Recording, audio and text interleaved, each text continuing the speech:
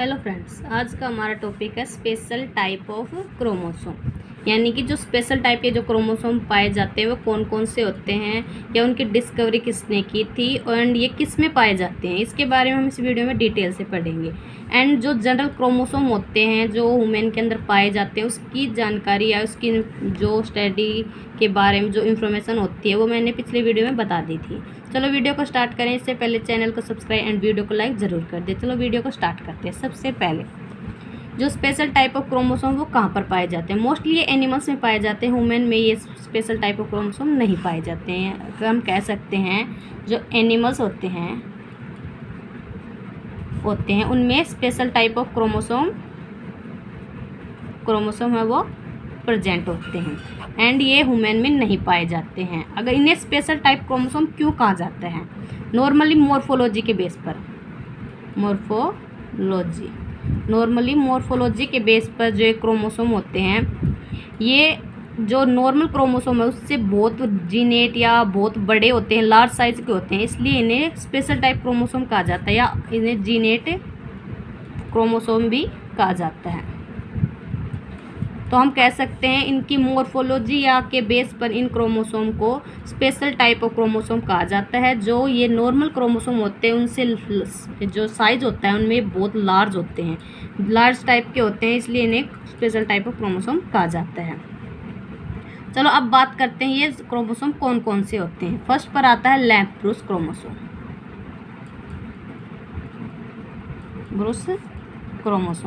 Lamp-Bruce chromosome की अगर हम बात करें तो इसके नेम है, जो नाम है लैम्प-ब्रूस क्रोमोसोम, उसमें इसके बारे में पता चल रहा है कि लैम्प-ब्रूस क्रोमोसोम क्या होते हैं। लैम्प-ब्रूस क्रोमोसोम, लैम्प और ब्रूस यानी दो वर्ड से मिला है, लैम्प एंड ब्रूस। जो लैम्प होता है उसमें जिस साफ करने के लिए जो ब्रूस का यूज़ किया जाता है, इसकी स्ट्रक्चर मोस्टली उस टाइप से होती है। सो इन क्रोमोसोम को मॉर्फोलॉजी के बेस पर इनका नाम दिया गया है लैम्प-ब्रूस क्रोमोसोम। इनकी स्ट्रक्चर मोस्टली हमने यहाँ पर देखो पहले से दर्शाई गई है कि ये एक बुर्स है, बुर्स लाइक स्ट्रक्चर है, ये क्रोमोसोम की है जो एक लैम्प-ब्रूस के टाइप से लग रही है। सो इन्हें मॉर्फोलॉजी के बेस पर लैम्प-ब्रूस क्रोमोसोम कहा जाता है। अगर हम इसके बारे में ये बात करें तो इसके देखो साइड में ये लेटरल लूप हैं। इन लेटरल लूप के कारण ही इनका है जो स्ट्रक्चर है वो ब्रूस के टाइप से होती है। अगर हम इसकी डिस्कवरी की बात करें तो इन क्रोमोसोम की डिस्कवरी एम्फीबियन oocyst में की गई थी। फ्लेमिंग ने सन 1882 में 82 में एम्फीबियन oocyst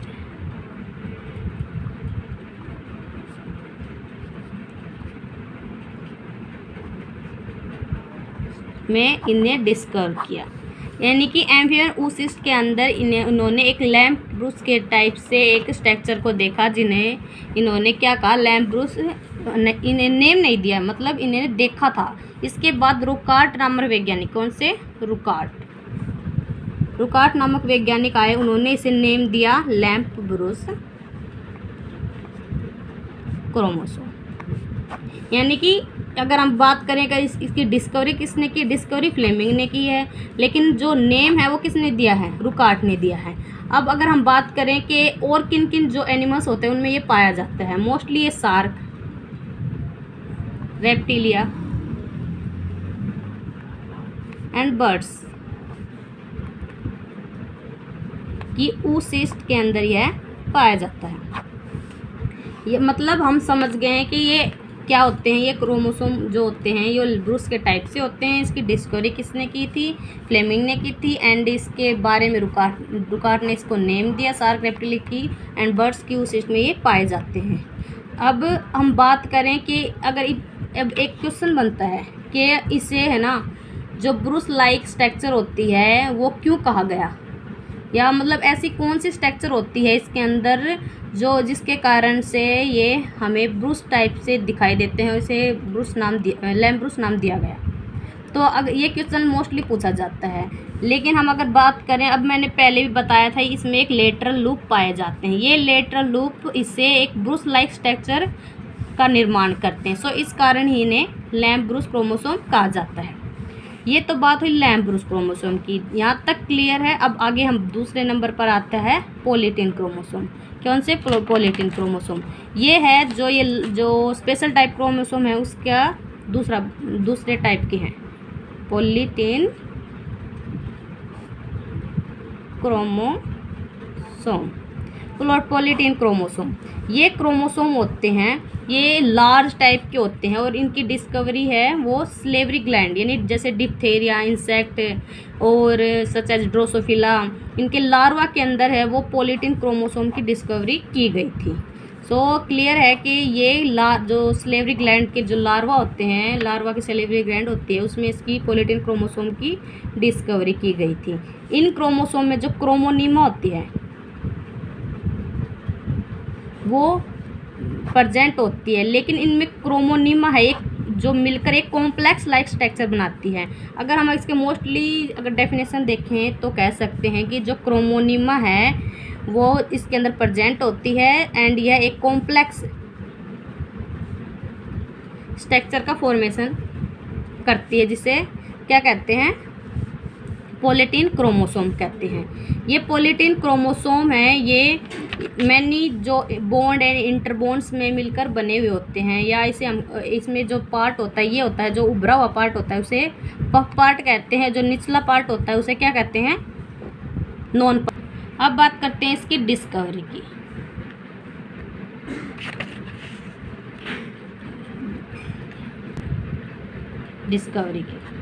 अब इसकी डिस्कवरी किसने की? इसकी डिस्कवरी बल्बिनी नामक वैज्ञानिक ने लार्वा की स्लेवरी ग्लैंड, किसमें? लार्वा की किसमें? स्लेवरी ग्लैंड में इसकी डिस्कवरी की। अगर हम इसके अब स्ट्रक्चर की बात करें तो स्ट्रक्चर मैंने यहाँ पर पहले से बनाई हुई है, देख सकते हैं इसे।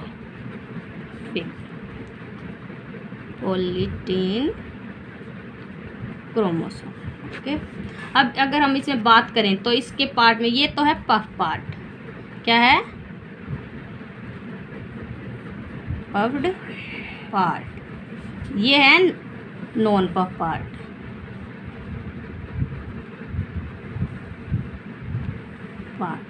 एंड इसमें बॉन्ड एंड इंटरबॉन्ड्स पाए जाते हैं। जो उभरा हुआ भाग है उसे पफ पार्ट कहते हैं, जो नॉन यानी नीचे हुए दबा हुआ भाग है उसे कहते हैं नॉन पफ पार्ट।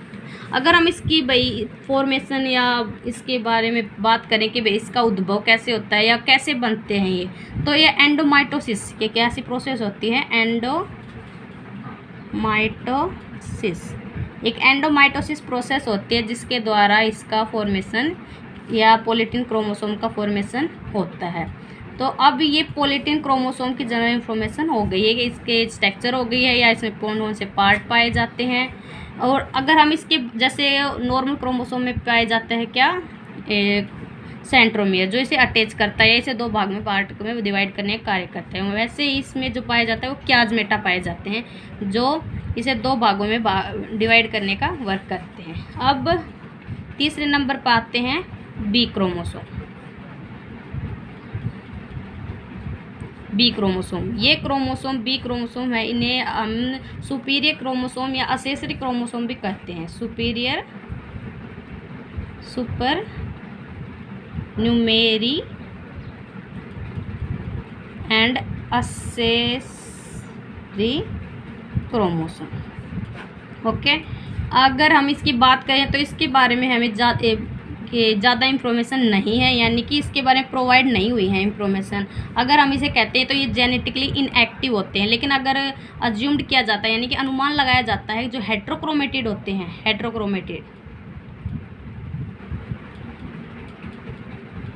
हेट्रोक्रोमेटिन होते हैं, उनके जो पार्ट होते हैं या सेगमेंट होता है उसके टाइप से ही ये बी क्रोमोसोम होते हैं। ये जेनेटिकली इनएक्टिव होते हैं और इसका बेसिकली कोई वर्क भी हमें या अभी तक कोई वर्क भी इसका फाउंड नहीं हुआ है। अब फोर्थ नंबर पर आते हैं सेक्स क्रोमोसोम मोस्टली 2 टाइप के या कह सकते हैं संख्या में कम होते हैं। जैसे कि वुमेन के अंदर लें तो सेक्स क्रोमोसोम 2 होते हैं। अगर हम मेल के अंदर लें तो एक्स वाई, एंड फीमेल में लें तो एक्स एक्स होते हैं। यहाँ पर सेक्स का डिटरमाइन है वो सिर्फ वाई क्रोमोसोम के द्वारा किया जाता है। तो हम कह सकते हैं सेक्स क्रोमोसोम है। जैसे अगर हम बात करें बर्ड्स की, तो बर्ड्स में ZW होते हैं, वो मेल में होते हैं, एंड जेड होते हैं, वो फीमेल में होते हैं। ओके, तो इस टाइप से हम कह सकते हैं सेक्स क्रोमोसोम के द्वारा सेक्स का डिटरमाइन किया जाता है। तो ये जो पेयर में होते हैं, जो एक सिमिलर होते हैं क्रोमोसोम, तो उन्हें तो ओलोसोम कहा जाता है और दूसरों को ऑटोसोम कहा जाता है।